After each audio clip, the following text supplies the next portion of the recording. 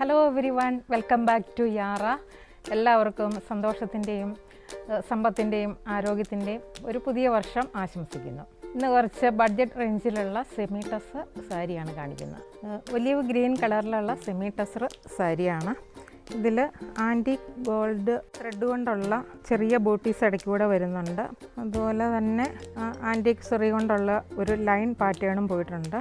Body ഇങ്ങനെ വരുന്നു, സെറിയുടെ ചെറിയ ബൂട്ടീസുമായിട്ട് ബോഡി ഇങ്ങനെ വരുന്നു. മുന്താണി വരുമ്പോൾ ഇങ്ങനെ വരുന്നു. ഒരു ത്രെഡ് വർക്ക്, ത്രെഡിൻ്റെ ഒരു വീവിങ്, സെയിം കളർ ത്രെഡ് കൊണ്ടുള്ള വീവിങ് പോകുന്നുണ്ട്.